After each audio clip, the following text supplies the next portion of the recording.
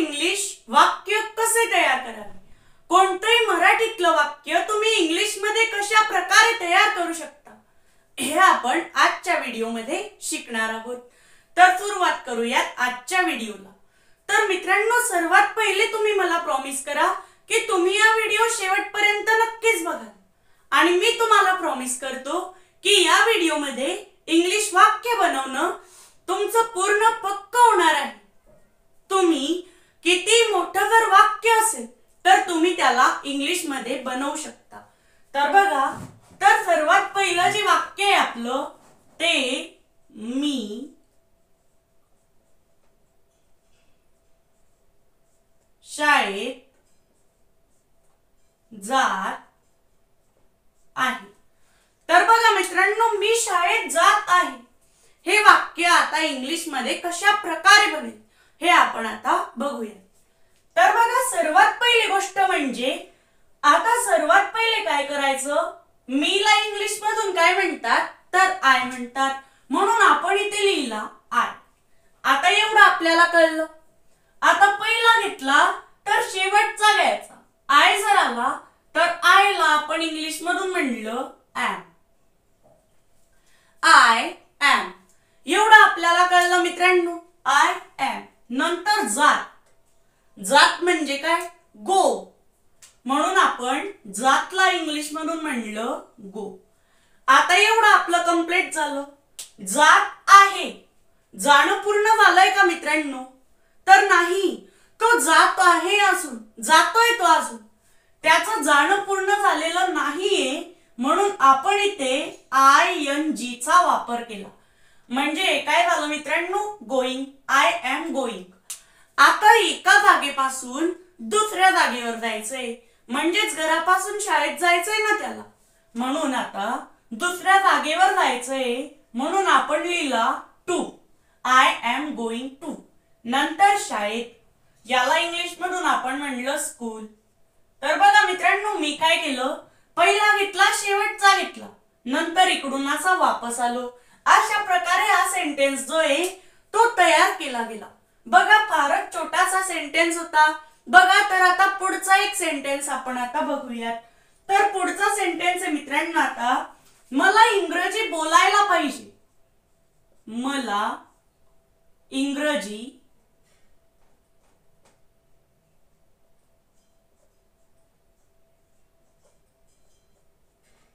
बोलायला पाहिजे।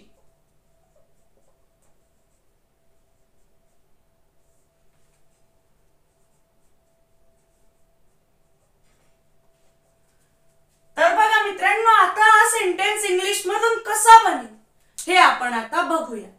तर बघा, मला असो किंवा मी असो, तर याला आपण इंग्लिश मधून आय असंच म्हणणार आहे। म्हणजे मला, याला मी इंग्लिश मधून म्हणलं आय। आता पहिला घेतला, शेवटचा घ्यायचा, आता मला आय, शेवटचा घ्यायचा। नंतर पाहिजे, याला इंग्लिश मधून आपण काय म्हणत असतो मित्रांनो, तर शूड म्हणत असतो, म्हणून मी ते लिहिलं शूड। आता मी शूड लिहिल्यानंतर आता आय शूड। नंतर बोलायला, बोलणे, याला इंग्लिश मधून आपण म्हणतो स्पीक। मी काय केलं, पहिला घेतला शेवटचा घेतला, आता मला असं वापस यायचंय, आय शूड। नंतर बोलायला, बोलणे, स्पीक। एवढं आपलं झालं मित्रांनो। मित्रांनो, आय शूड स्पीक। नंतर इंग्रजी, याला आपण इंग्लिश मधून म्हणतो इंग्लिश। म्हणजे काय झालं मित्रांनो, आता आय शूड स्पीक इंग्लिश। अशा प्रकारे तयार झालं मित्रांनो, आय शूड स्पीक इंग्लिश। बघा, तर अशा प्रकारे आपण सेंटेन्स बनवूनच टाकला ना। अशा प्रकारे हा सेंटेन्स बनत असतो मित्रांनो। तर बघा, आता मी तुम्हाला एक सांगतो, समजा मी म्हणलं आता, तर मी नंतर सांगेल, तुम्हाला थांबून घ्या जरा, कारण की आपल्याला थोडीफार जागा लागेल, तोपर्यंत आपण पुढचा सेंटेन्स घेऊन घेऊ एक। तर समजा मी म्हणलं, मी दररोज इथे क्रिकेट खेळू शकतो, मी दररोज इथे क्रिकेट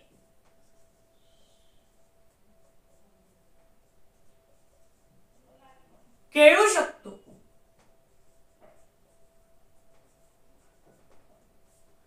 तर बघा मित्रांनो, आता सेंटेन्स बघा. सर्वात पहिले 1 2 3 4 5 6 7 अक्षरांचा आरामात तयार होऊन जाईल. बघा आता मीला इंग्लिश मधून आपण काय म्हणत असतो, तर आय. आता आपण पहिला घेतला, नंतर आपण शेवटचा घेतो आय, नंतर आय, नंतर शब्दोला आपण इंग्लिश मधून काय म्हणतो, तर कॅन. कारण की शब्दोला इंग्लिश मधून तर कॅनच म्हणतात ना. नंतर आय कॅन. नंतर आता एवढं झालं, पहिला घेतला शेवटचा घेतला, नंतर इकडून आता असं वापस यायचंय. नंतर आता आय कॅन. नंतर खेळू. खेळूला आपण इंग्लिश मधून काय म्हणलं, तर प्ले म्हणलं. I can play. क्रिकेट म्हणून मी इथे घेतलं क्रिकेट, कारण की क्रिकेटला इंग्लिश मधून क्रिकेटच म्हणतात ना. तर आय कॅन प्ले क्रिकेट. नंतर इथेला आपण इंग्लिश मधून काय म्हणतो मित्रांनो, तर इथेला आपण इंग्लिश मधून म्हणतो हिअर. एवढं झालं मित्रांनो आपलं. इथेला म्हणलं हिअर. नंतर दररोज. दररोजला आपण इंग्लिश मधून म्हणतो डेली, म्हणून मी इथे घेतलं डेली. अशा प्रकारे हे सेंटेन्स मित्रांनो आपले तयार झाले. तर आता हे 3 सेंटेन्स कशा प्रकारे तयार झाले हे आपल्या स्टुडंट्सचं क्लिअर झालेलं आहे. तर बघा मित्रांनो, आता आपण पुढे जाऊया.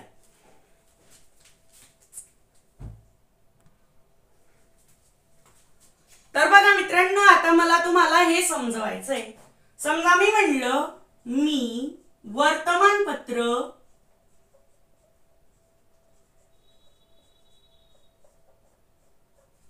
वाचत आहे.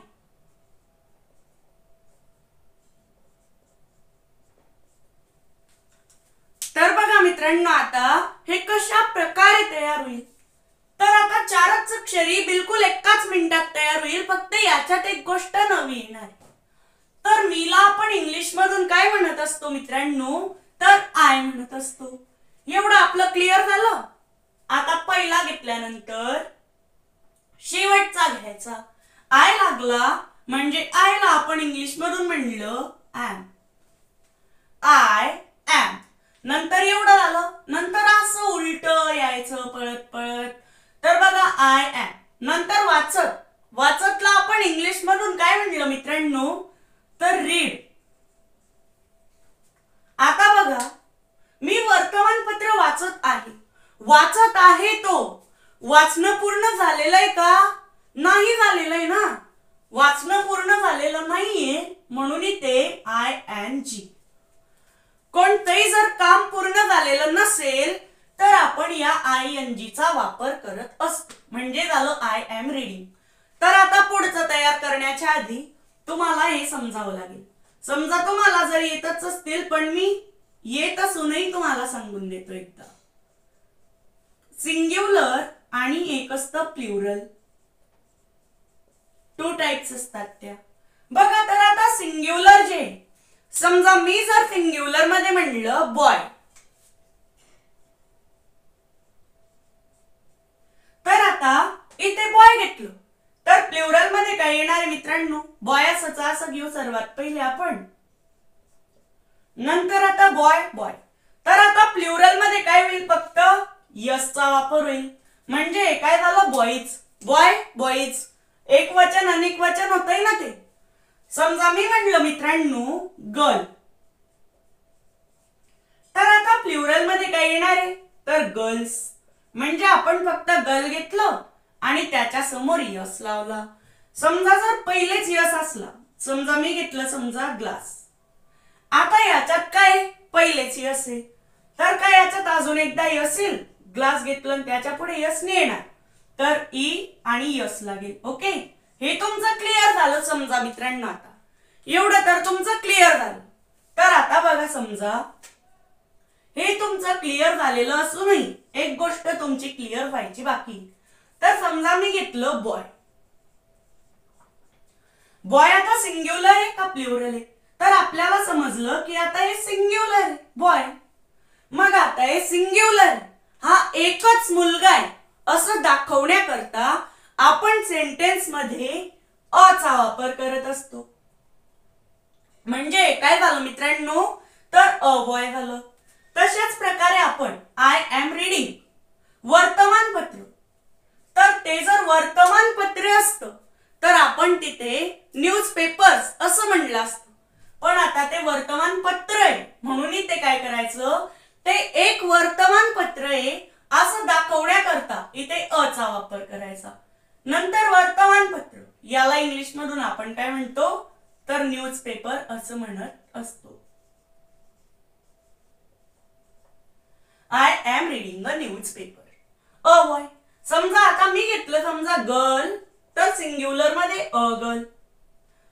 तर अशाच प्रकारे तयार होईल ना, बोट अ बोट, अ मोबाईल, अशाच प्रकारे तयार होणार आहे. म्हणजे या सेंटेन्स करता आपल्याला अ वापरायची गरज पडली. तर बघा अशा प्रकारे हे सुद्धा आपलं क्लिअर झालेलं आहे. तर आता आपण पुढे जाऊया.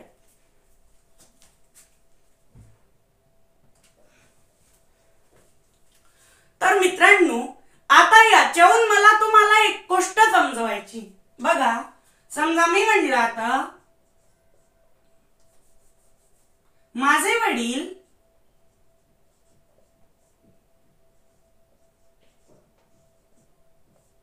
वर्तमानपत्र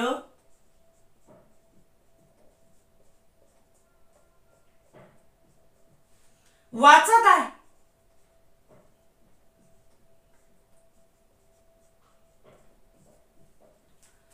तर मित्रांनो, आता काय करायचंय, माझे, माझेला इंग्लिश मधून काय म्हणतात, तर माय, म्हणून मी इथे लिहिला माय.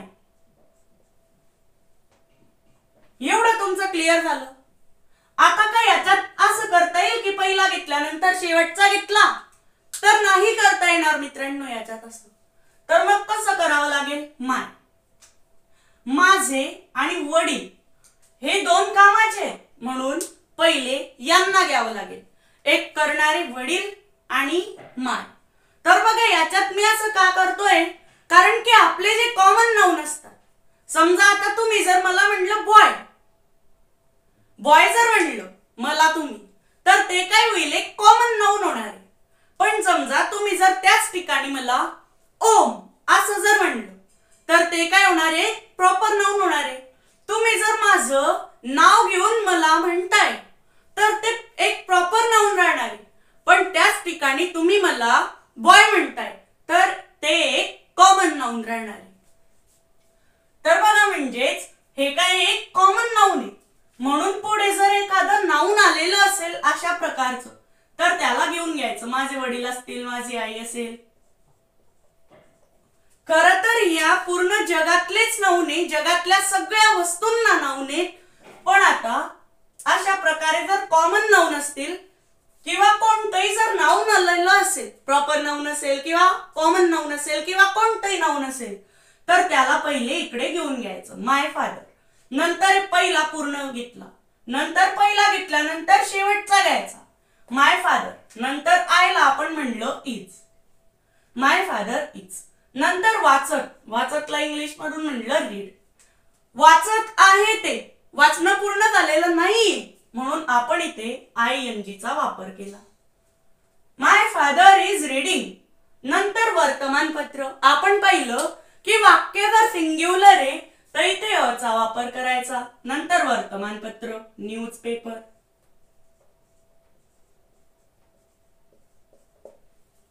अशा प्रकारे हे सुद्धा मित्रांनो आपलं क्लिअर झालेलं आहे. तर आता आपण पुढचं बघूयात. समजा, तर बघा मित्रांनो, समजा आता अशा प्रकारे तर तुमचं क्लिअर झालं. समजा आता मी म्हणलं मला दररोज घरी इंग्रजी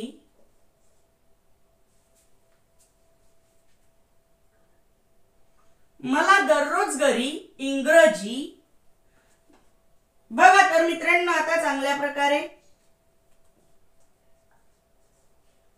बोलायला पाहिजे.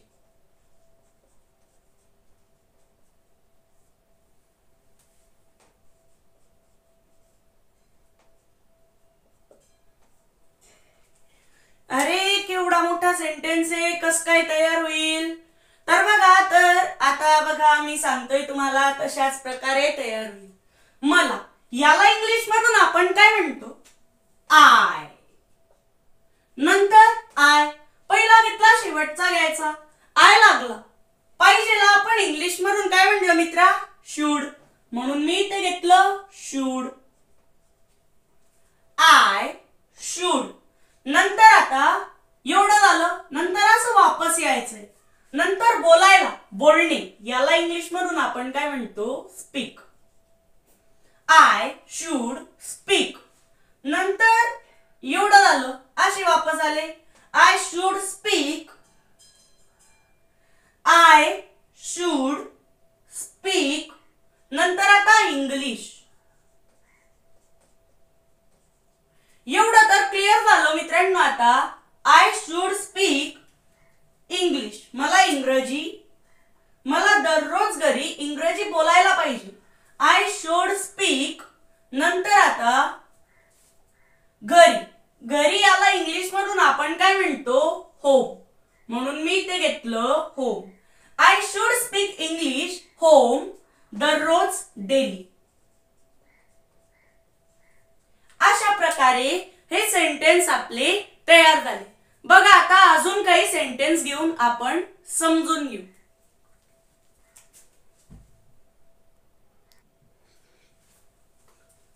समजा मी म्हणलो मित्रांनो, आता मी दररोज बाजारात आंबे विकत आहे.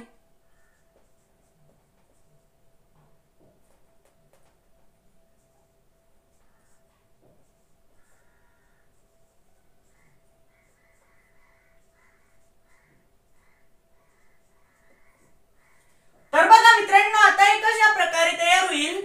मीला इंग्लिश मधून आपण काय म्हणत असतो? तर आय म्हणत असतो. म्हणून मी इथे घेतला आय. पहिला घेतल्यावर शेवटचा घ्यायचा राहतो. म्हणून मी काय केलं? आय लागल्यावर आयला आपण इंग्लिश मधून एम म्हणत असतो. I am. नंतर आता विकत आहे, विकत आहे. तर विकतला आपण म्हणलं सेल. नंतर विकत आहे, तर विकणं पूर्ण झालेलं नाहीये, म्हणून आपण तिथे आय एन जी चा वापर केला. आय एन जी याचा वापर केला. I am selling. नंतर आता आय एम सेलिंग, एवढं क्लिअर झालं. I am selling. नंतर आता आंबे, याला इंग्लिश मधून म्हणलं मँगो. आंबा आहे का ते? तर नाही, तर आंबे ते. म्हणून आपण काय केलं? इथे यस चा वापर केला, कारण की ते प्लुरल आहे हे दिसाय करता. Mangoes. I am selling mangoes in. आता इथे काय करायचं? तर बघा, आय एम सेलिंग मँगोज. तर आता पुढचा शब्द काय आहे? बाजारात. बाजारात. तर बघा मित्रांनो, आता बाजारात शब्द जो आहे बाजार, बाजारात, बाजाराच्या आत. तर बघा, अशा प्रकारे बाजाराच्या आत, बाजारात या शब्दावरून समजून जातंय ना आत. तर आतला इंग्लिश मधून आपण काय म्हणतो? इन. तर आतला इंग्लिश मधून इन म्हणतो, म्हणून इथे इन लिहायचं. का बरं? कारण की पुढचा शब्द काय? आंबे. नंतर बाजारात, रात म्हणजे आत. नंतर आतला आपण इंग्लिश मधून म्हणलं इन. बाजारात आणि या त लागलाय त्याच्यावरूनच तर आपण समजून गेलो की इन लावायचं आहे. I am selling mangoes in. नंतर बाजार, याला इंग्लिश मधून आपण काय म्हणलं? Market. I am selling mangoes in market daily. दररोजला इंग्लिश मधून डेली म्हणतो ना आपण. अशा प्रकारे हे झालं बघा, बाजारात, आत. अशा प्रकारे हे आपलं कंप्लीट झालेलं आहे. तर आता आपण पुढचं बघूया.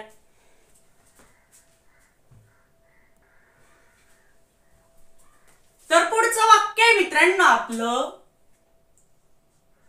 तो दररोज गावामध्ये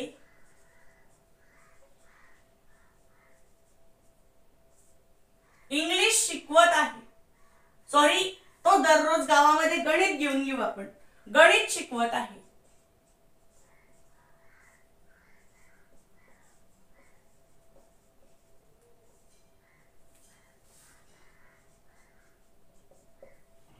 तोला इंग्लिश मधून काय म्हणतो आपण? ही. म्हणून मी ते घेतला ही. पहिला घेतल्यानंतर शेवटचा घ्यायचा. ही लागला म्हणून आपण आयला इंग्लिश मधून म्हणलं इज. He is. एवढं झालं. पहिला घेतला शेवटचा घेतला. नंतर इकडून असं वापस यायचं. तर बघा ही इज शिकवत. टीच. शिकवतला इंग्लिश मधून टीच म्हणलं. शिकवत आहे. शिकवणं पूर्ण झालेलं नाहीये म्हणून I N G. He is teaching. एवढं झालं. He is teaching math. तर बघा मित्रांनो ही इज टीचिंग गणित. याला इंग्लिश मधून आपण काय म्हणलं? मॅथ. नंतर आता याच्यात काय करायचंय? गावामध्ये.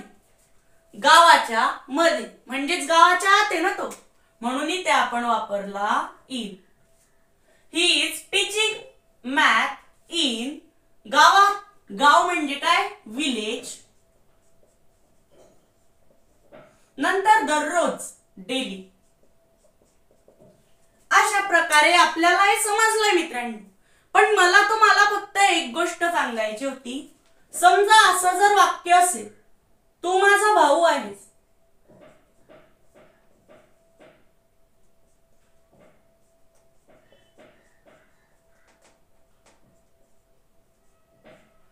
आता आपण काय करत होतो मित्रांनो? पहिला घ्यायचो, शेवटचा घ्यायचो, नंतर वापस यायचो. पण आता याच्यात तसं नाही करायचंय. तुला इंग्लिश मधून म्हणलं यू.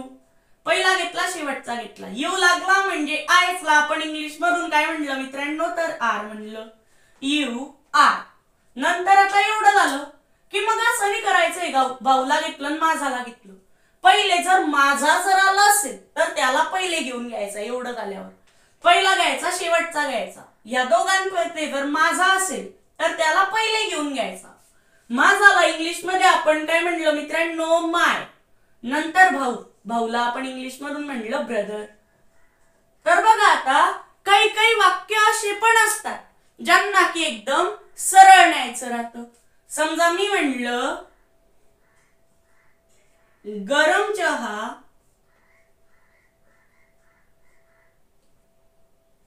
आणि थंड पाणी.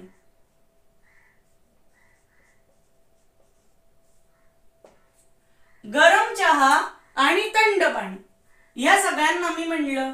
तर बघा आता गरमला इंग्लिश मधून म्हणतात हॉट. मग पहिला घेतल्यानंतर शेवटचा घेतला तर चालणार नाही आता, कारण की मग ते हॉट वॉटर असं होऊन जाईल. तर आपल्याला गरम चहा म्हणायचंय पहिले, म्हणून आता एकदम सरळ सरळ न्यायचंय. म्हणजे आता गरमला इंग्लिश मधून हॉट म्हणलं, नंतर चहाला इंग्लिश मधून म्हणलं टी. Hot tea. आणीला इंग्लिश मधून म्हणलं अँड. थंडला इंग्लिश मधून म्हणतात कोल्ड. पाणीला इंग्लिश मधून म्हणतात वॉटर. म्हणजे काय झालं? Hot T and cold water. अशा प्रकारे हा सेंटेन्स तयार झाला. काही काही सेंटेन्स असे पण असतात. ओके, तर एवढं तुमचं क्लिअर झालं मित्रांनो की कशा प्रकारे सेंटेन्स तयार होतात.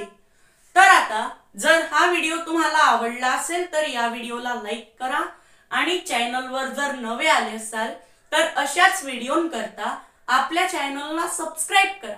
तर भेटूयात पुढच्या व्हिडिओमध्ये. बाय.